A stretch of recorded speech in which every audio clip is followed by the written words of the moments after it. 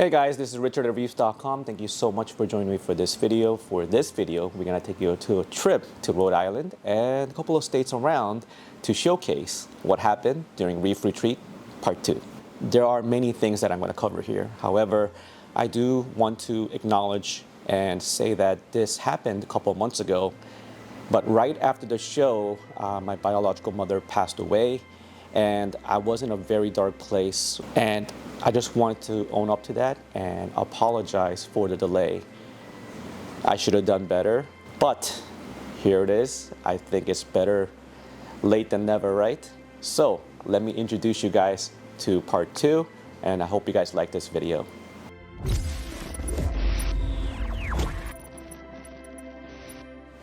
This video is probably my favorite video to make this year, and I'm extremely excited to share this with you guys as this show has become my favorite since last year.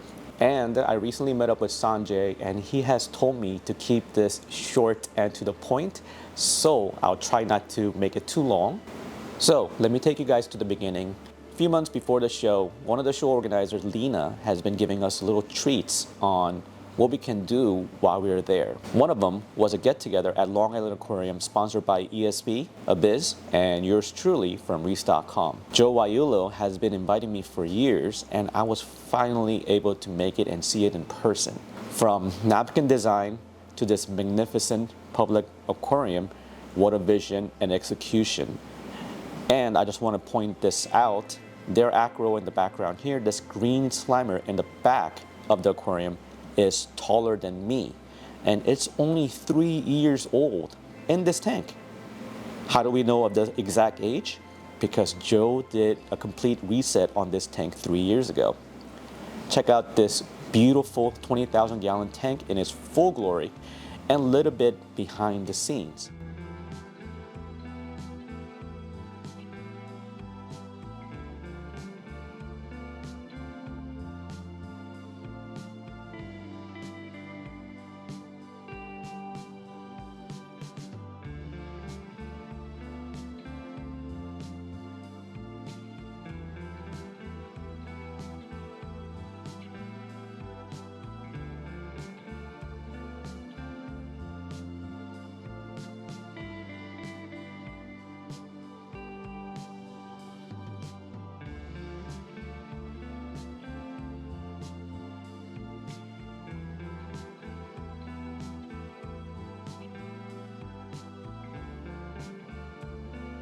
You can see all the filtration and see things behind the scenes that you don't really get to see from the front. Check out this fascinating view of Antheus spawning at the nighttime.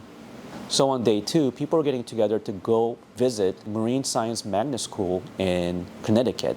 However, I decided to check out a local fish store that my friend Ryan has set up in Long Island called Island Fish and Scales. And holy moly, what a store. Absolutely well done. Everything was designed with a purpose and executed perfectly. I especially love the fact that all the fish that they offer are quarantined, and everything looked immaculate, and many of the corals are farmed, and it's very inviting, and I made a new friend and tremendously enjoyed this visit. And right after this visit, we were able to catch a ferry, very first ferry for me to go to Rhode Island, so we could go to Roger Williams University to attend Reef Retreat. Now it's Reef Retreat time. I was thinking before the show if this show can get any better from the spectacular show that they put up last year. And my answer to that by end of the show was a resounding yes. And yes, they did not disappoint. First, we celebrated Sanjay's birthday, and it looks like this will be a tradition for this show. And this Todd guy from Champion Lighting, he's such a wonderful human being. He always takes the time to make sure that everyone was having a great time and that everyone was taken care of. Surprisingly, Julian Sprung from Two Little Fishes came and brought his mangoes and stayed with us until 4 a.m. that night. Only to fly out to New Jersey to go attend RAP New York. It's one of the things that I love about these shows, the people and the lasting connections that you make from these interactions. Every night we had debates discussing what we learned and asking questions to the speakers directly. This is a learning show, and I am here for it. Talking about the speakers, the lineup was extremely impressive. There were quite a few new speakers, and like the last show, I learned so much, and I wasn't the only one.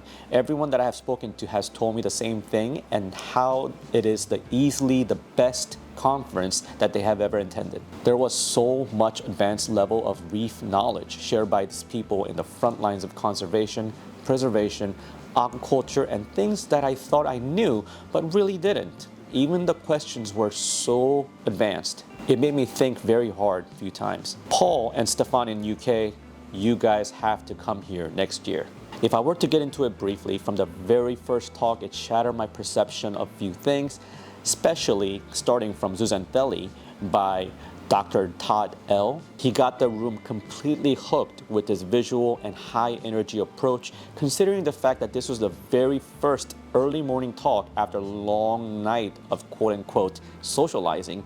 Getting everyone involved was a huge feat in itself. He was my absolute favorite speaker this year. Tia Davis actually was one of my favorite speakers as well. She's also the new speaker this year. We have spoken online a few times, but we never really interacted. We never met, but our quirkiness aligned, and I absolutely loved her talk of extracting chemicals from macroalgae for bioremediation, and a little gnarly, but what can kill you, and what to look out for, and what not to do. And my friend Vincent Chalias was here from Bali, and he gave his insights on Indo coral collection and how pollution and how many hurdles from the other side of the world that he had to overcome, and how he is now working with hotels and other agencies to create man-made habitats to bring back the lost forest of corals in Indonesia. It was really interesting to listen, and he had a lot to share, and I was so happy to be here for it. And from Roger Williams' very own Lena Fitzgerald, talked about rearing fish, inverts, and adversities that they overcame, and seeing the wet lab in person and see what they do and have going on here on a daily basis, we can see and feel her passion and dedication to the animals and towards the sustainability of the hobby. Now, this is something that will grab everyone's attention. Abigail Squirrel had a presentation that showcased her method of detecting marine ectoparasites using DNA analysis. I was absolutely fascinated by this approach and had fun learning how to detect the parasites and what they recommend to do. It is my hope that this will keep on progressing and then eventually make it to the hobby side so that everyone will get an access to detection of parasites affordably. One of my favorite fish breeder, Todd Gardner, was also a speaker this year, and he spoke of the future of the reef hobby and how it is depending on us adopting more of sustainable practices, from responsible fish collection to advancing aquaculture to reduce environmental impact and protect our coral reef ecosystems. Rich Ross and Matt Wendell, a new speaker from Monterey Bay Aquarium, spoke of waves and water movements, and at first it looked a little ridiculous, but it made sense as the presentation went on. Dr. Joseph Pollock's sponge talk made me look at sponges in a more positive ways. I never really liked sponges all that much because they take up space that's reserved for my corals, and I just dislike them unfairly because it has become the majority of what you see if you dive or snorkel in Caribbean these days. He helped me to shed that bias and to look at sponges in a more positive ways. And with Dr. Alex Veglia's talk, we had a crash course on coral reef virology, exploring what we know, what remains unknown, and how viruses may impact coral health, microbial communities, and overall reef stability. MACNA always gave Aquarius of the Year award every year, and this show, being the predecessor, continued this tradition and award went to John Go as the winner of this year's Aquarius of the Year, and I believe this is very well deserved. We ended the show in style, enjoying the company of our peers as well as friends and our mentors, and enjoying nature's beauty. What a way to finish. Will you be coming to next year? I hope you do, because this show is one show that you shouldn't miss. But wait! There's more!